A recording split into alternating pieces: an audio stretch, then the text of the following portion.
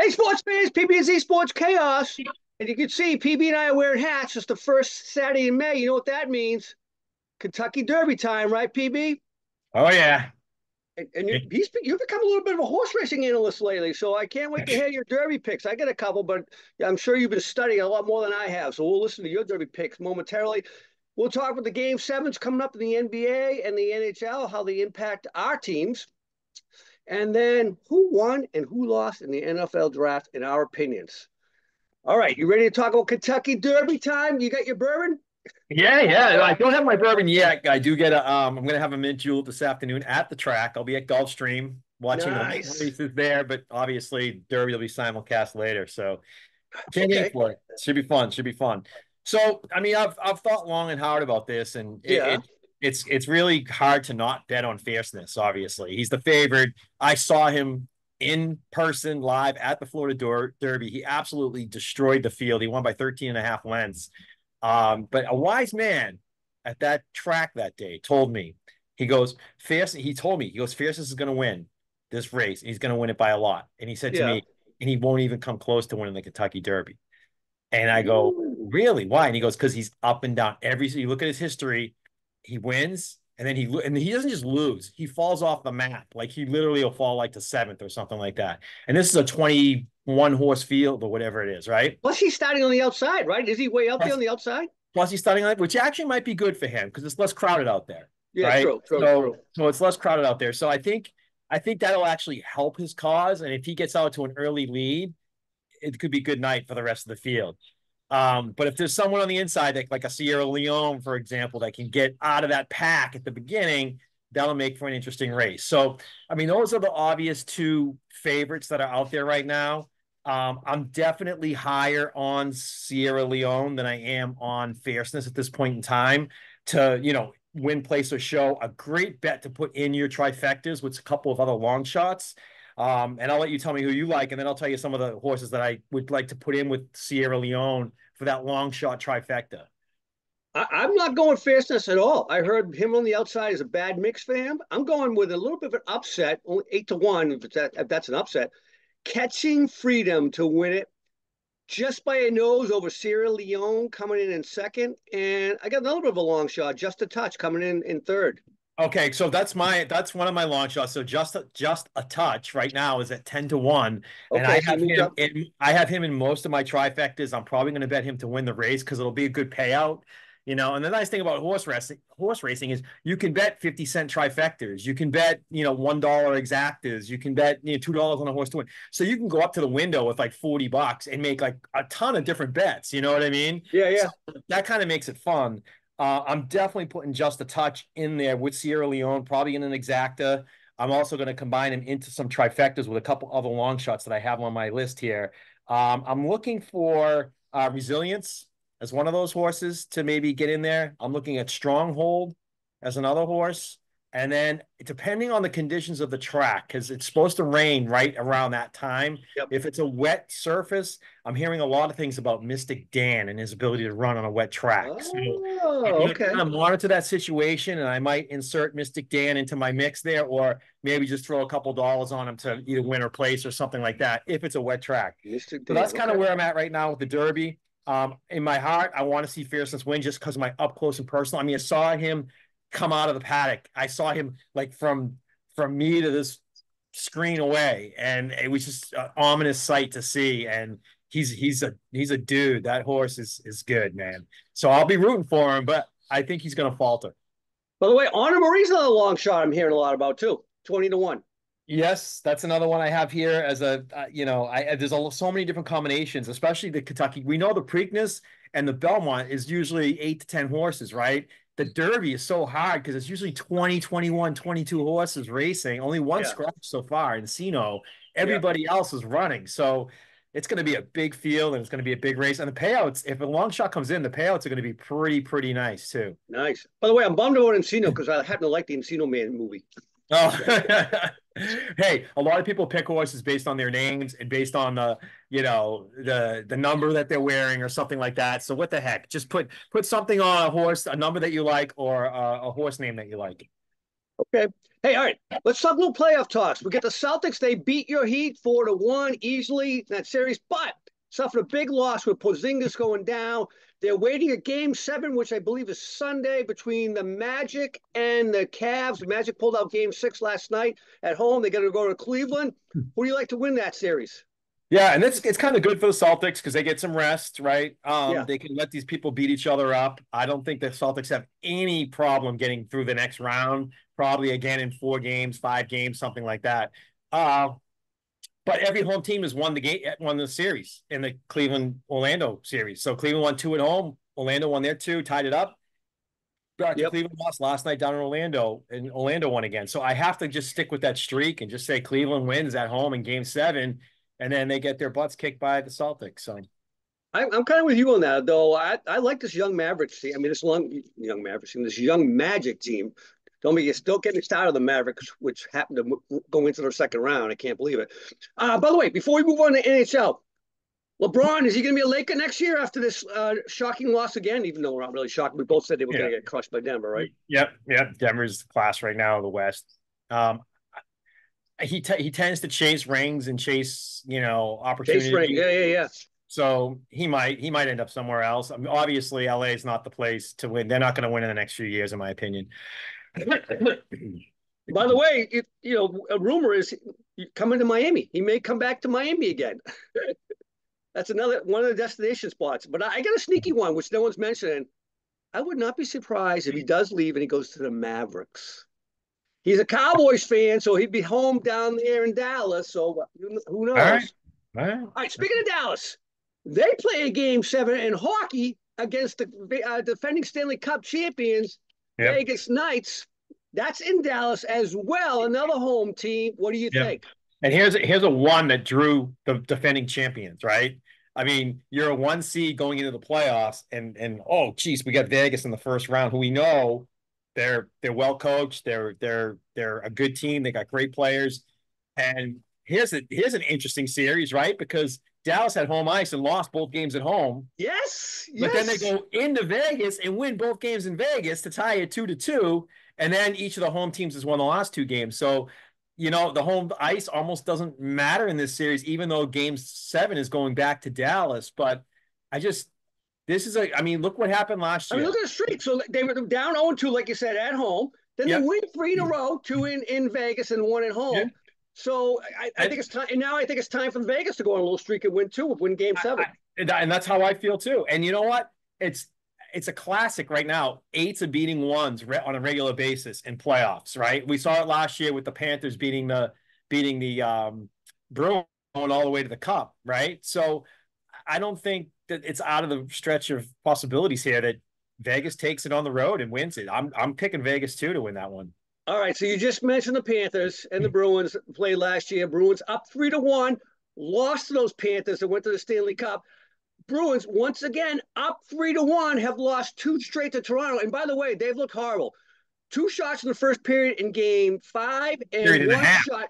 Yeah. Yeah. And then Yeah. one shot in game 6, In a right? period and a half. Yeah. Yeah. I mean, it was crazy. Yeah. And you know what? This series is interesting too, because it's gone the same exact way as the Panthers Bruins series last year. The Exactly the Bruins same. Bruins Yep. split at home.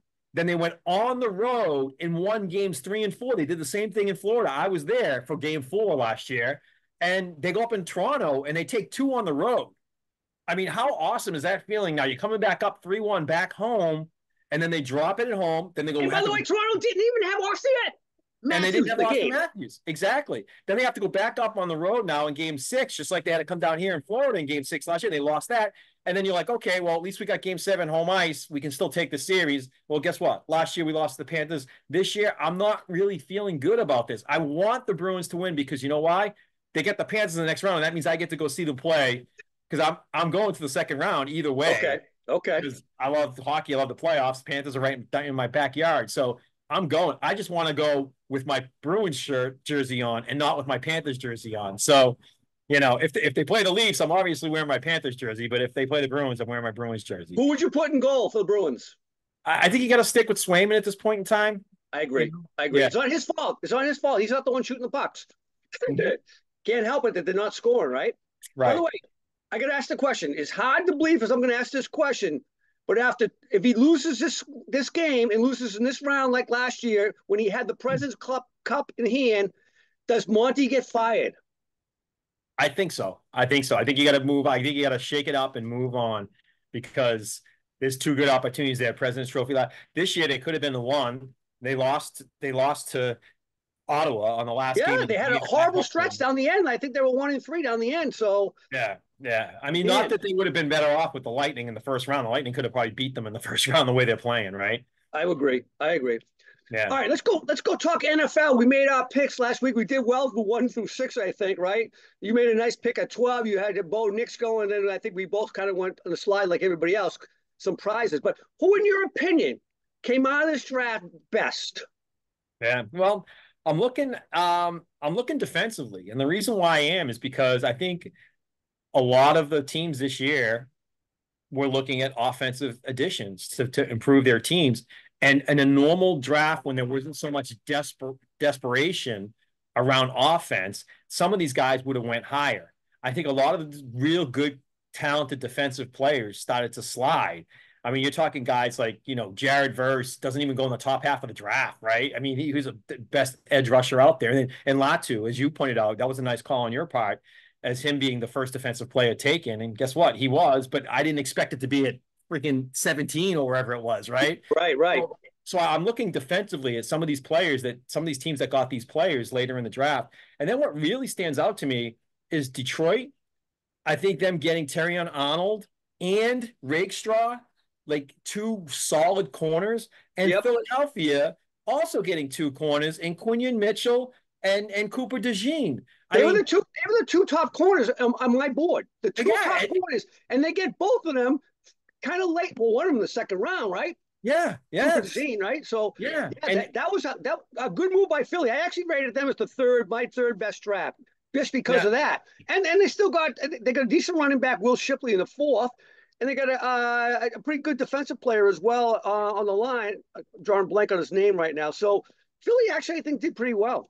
yeah. I have them up there too. And the thing about Detroit is they know. Look at that division now.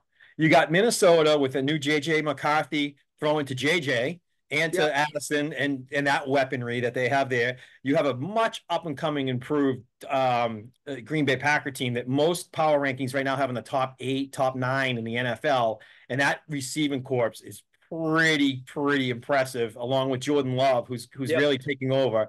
And then you got the Bears, who they just went all in on receivers, right? I rated their draft number one. I just had the Caleb Williams, Roman Doozy. So Oh yeah, 100%. So what do you and they get DJ Moore in the offseason on top of that, right? And they got DeAndre Swift now. So when you're Detroit, you're like, we know we can score.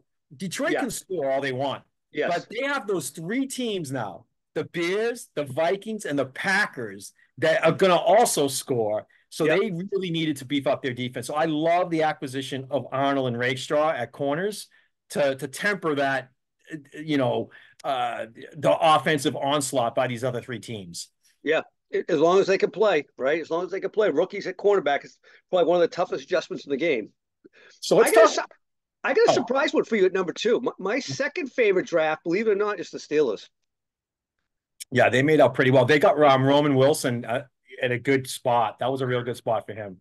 They got Troy Fontenot, the offensive tackle, who I think I had going higher than 20, so that was a steal, sliding him in there. Yep. And then the guard they got, Zach Frazier, was highly rated. I think was number 3 rated on interior lineman. So good move by them. And your point, Roman Wilson's going to be a stud for them, I think, as well. By the way, they always do this. They always draft wide receivers in the middle rounds, and they seem to play well for the Steelers, right? Yeah, like Chase Claypool did when they first got him, and there's other guys in that list, but Deontay Johnson. So, what about quarterbacks here? What about their landing spots? Like, how do you feel about all that? So, the J. I have a buddy, a real big Giants fan, and he goes, everybody was talking about the Giants taking him at 6, right? And he goes, what do you think about JJ McCarthy? The Giants spent the most time with him, but they didn't pick him. So he's not sold on JJ McCarthy. But I think JJ McCarthy is also the most ready player coming in to play quarterback. So we'll see. But the shocker is the shocker, which is my worst draft, is who? Penix going to Atlanta? Yeah, not that I don't like the guy. I think he's great, but you can't give Kirk Cousins $100 million guaranteed in a 4-year contract and then waste your number 8 pick when you need defensive help, right? Yeah, I mean, yeah. we I were mean, texting back and forth after that pick, and like, what a mistake. right. Yeah, that was a big mistake. And that's why, as I said earlier, a lot of teams made out later in the first round because they got all these defensive players that people were taking everybody else. I mean, it's possible Nix could have slipped. It's possible Penix could have slipped. Those guys, those could have been defensive player picks, potentially. Um, yeah, I'm okay with your analysis, though. I think JJ McCarthy could be ready. He should beat out Sam Donald, you would think. Yeah. Um, I think Drake May, Jaden Jaden Daniels also probably in situations where they should be able to be playing within the first few weeks of the season, I think. Yeah. Caleb, we know, is going to start day one. That's not even a question. Um, Bo Nix, again, I think they're all in that same category. Do they roll out Stidham? Do they roll out Brissett? Do they roll out, these guys just to start the year and then figure out, okay, how are we doing? And then move them into weeks 3 and 4. But these guys are not, every single quarterback that got drafted is going to be playing in their first year, except Michael Penix. Well, I hope Drake may. I mean, he may, but I think they're okay with Jacoby filling in for the year, don't you think? For the Pats? Well, it depends. It depends. If the Patriots can make the playoffs with Brissett and go like 10-7, yeah, maybe. But if the Patriots start off 1-3, I think you bring in May. I think you By the bring in. way, I thought the Pats had a pretty good draft as well. I had them as my fifth best draft. The next pick at number 2, that was a good move there, getting him in the second round, right? And then a couple of offensive linemen in the middle round as well. So good job there. I got a team besides the Falcons, I think did a shitty job. Even though they got a studded receiver in Malik Neighbors, I think the Giants did a horrible job. And by the way, if you're thinking of taking a quarterback, maybe, why not take a developmental guy later, like a Spencer Rattler, who will be the same starting quarterback in 2026, I predict that, or Joe Milton, who the Pats took in, the 7th round, 6th round? Yeah. I actually got Spencer Rattler in one of my dynasty leagues Did you late. really? Yeah, late. And I like that pick. I think 2026 is even not being fair. I think he could be in 2025. Could be. I mean, he was the number 1 quarterback in his recruiting class, so we'll see. But Giants, they all talk about they need a quarterback. You couldn't make that move someplace like in the 4th round, maybe? Right. I don't get it. I don't get it. All right. Anybody else that stood out for you?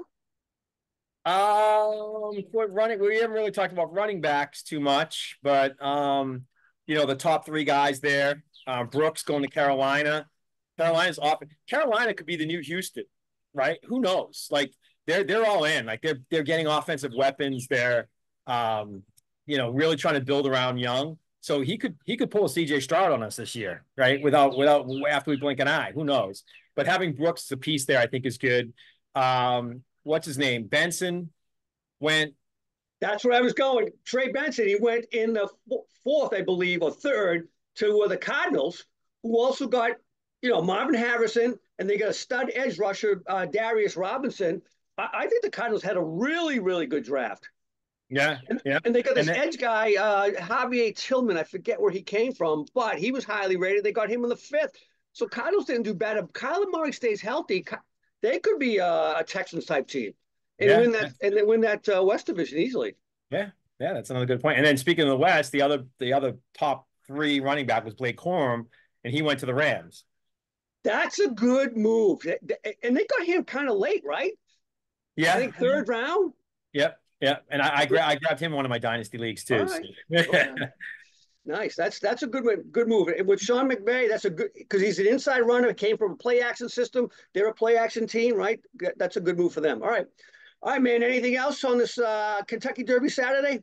No. Enjoy your Saturday. Enjoy your mint juleps and your Derby tonight. And yes, and a little happy birthday party for my daughter Sky. there you go. Happy birthday, Sky. We'll see you on the flip side. All right, buddy. Have a good day.